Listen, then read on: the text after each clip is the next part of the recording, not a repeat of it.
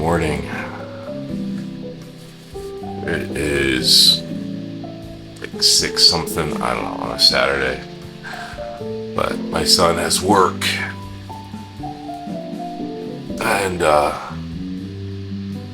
so I'm gonna take him to work real quick before I come home and make myself and my wife breakfast.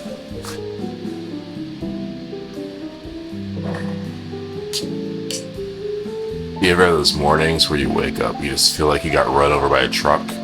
That's one of those mornings for me today. Alright, let's make our boy some coffee. I love a French press. I love espresso. I love pour overs, but one should never be too proud to enjoy instant coffee. Desperate times and all that.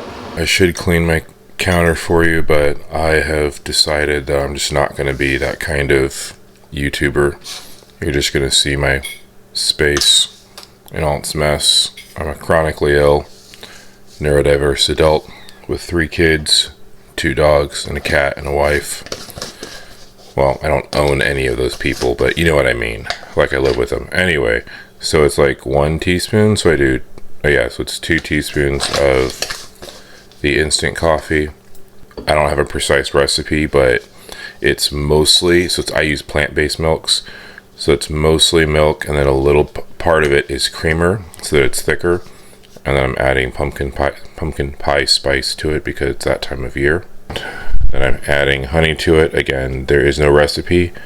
We are chaotic creatives here. We just kind of do things and hope for the best. We pour a little bit of hot water in the mug for the instant coffee. None of these ingredients are expensive. As much as I love the bougie things in life, sometimes you got to do things on the cheap.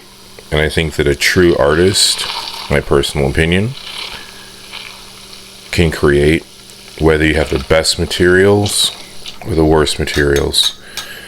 I think that it's the peddling magicians who work by rules and books and have no real magic in their blood and heart that have to have all the right things to make something. Anyway, so that's it. It's a very basic, non-fancy latte, but it tastes good, and so hopefully my son will enjoy drinking it, and it will help him wake up as I drive him to work. Because sometimes making your child a latte of some sort in the morning when you are exhausted is what parenting is all about. If y'all saw that and was like, what is that bowl of goop? Some of y'all who are like sourdough people, you probably already know. I don't know. It's like some living blob. It's like the ooze, but it's for making bread. And it grows. It's kind of scary, but it also makes yummy stuff. Like,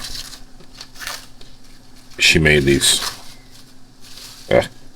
cinnamon rolls, and when I tell you that these are like, oh my gosh, she would die. And that's not even her best batch. Like, those are really, really good. But like, yeah, there's levels to my wife's baking. It's crazy. I really think she's part magical. That was a stupid thing to say. Of course she is. But her magic is different. She is more precise than I am, whereas my magic is very chaotic. She can be chaotic, but my wife is so brilliant and precise. Like, she can declare, I will make this and it will look like this and taste like this, and it will, or she'll like destroy half a kingdom. It's amazing. Now we're gonna make little man breakfast. Actually, I don't know why I say little man. He's over 6 feet tall, and honestly, if he wanted to, he could probably beat me up at this point. It's actually funny how, like, my children are all, they're not grown, but they're becoming adults, and yet I still use the endearment little one or boo-boo. Actually, to tell you the truth, I call you guys little one in my head. I don't usually say it in the videos. I guess for me, it's not about, like, it's not meant as a put down. It's just meant as an endearment and a reminder that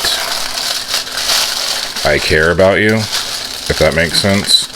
I am doing a crap job wrapping this. You know what? I'm just going to do this, and then he can unwrap it when it's time for him to eat it. So yeah, if I ever call you guys little one or boo boo in my videos, it's just my way of saying I love you and I care about you. Why I use those as terms of endearment, I don't know. But if you're wondering what parenting is like, this is parenting. I am in pain, I'm exhausted, and yet I am making my child breakfast because I love them all so much.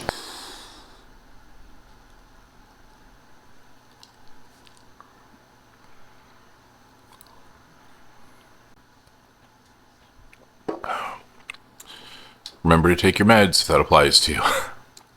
I don't usually take my meds on camera because a couple of years ago I did on TikTok and somebody reported me for drug use and I almost got my account banned and I got the video taken down and I had to fight that. What's that word? I don't know, there's a word for that sort of thing. Anyway, I fought it.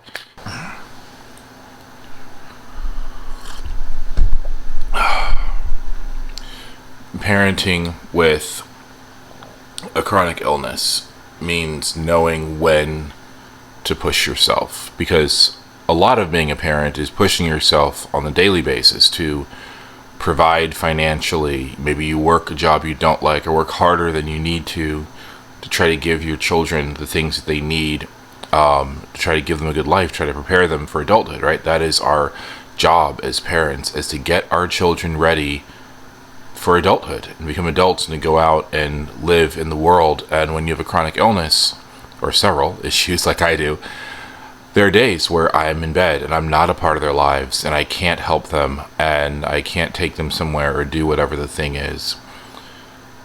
But what I try to do is look for strategic moments where my children definitely need me and ask myself, is this a moment where I should push myself for my family? So like if, for example, my wife was up late last night and our tradition is on Saturdays I make breakfast, on Sundays she does, and we've added to that, if one of the boys or our daughter needs to go somewhere in the morning, that person is also the person to do any morning errands. So my son has to go to work early today, and so it is my turn to do that so that my wife can sleep in, and then tomorrow I'll get to sleep in and she can. And even though my wife doesn't have a chronic illness like I do, she has definitely worn herself down because she has been my caretaker on many occasions when I can't take care of myself. Sometimes the pain's so bad I need help brushing my teeth, like basic stuff. So I try to make sure that I build in time to take care of her and reciprocate. And that's the other part. Like if you're married and you have a chronic illness, you know, it's guard your strength so that you can help your spouse when you can. Guard your strength so that you can help your children when you can. And it's difficult because you're working with a very minimal resource compared to most people. And it's easy to get discouraged and depressed about it. Trust me, I know it happens a lot. But I fight that with the truth, which is my family cares for me. As I have been more open and honest about what I can and can't do, I have found that, yeah, some people don't care and some people are no longer a regular part of my life. But the people that are, they're there. You know, they're support me, and I can, you know, and that's something to be thankful for. And so it shows me that I don't have to have this I'm all on my own mindset, which gives me the ability to strategically say, oh, I feel like garbage today, but you know what? I have enough energy to get up and take my son to work, and I'm not just going to do that, but I'm going to make him coffee. I'm going to make him breakfast. He is going to know that I love him, and that even though I can't do all the things for him, I'm always going to do what I can.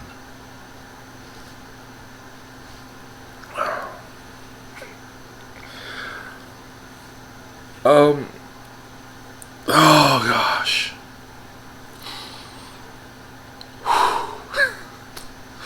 Sorry, kind of got sappy there. I don't know why I'm apologizing. See, I'm working on that. Alright guys, we're gonna end the vlog here, get this boy to work. I'm gonna go lay around and do nothing. And it's time for your next adventure. I'll miss you. Cheers. Love you, boo-boo.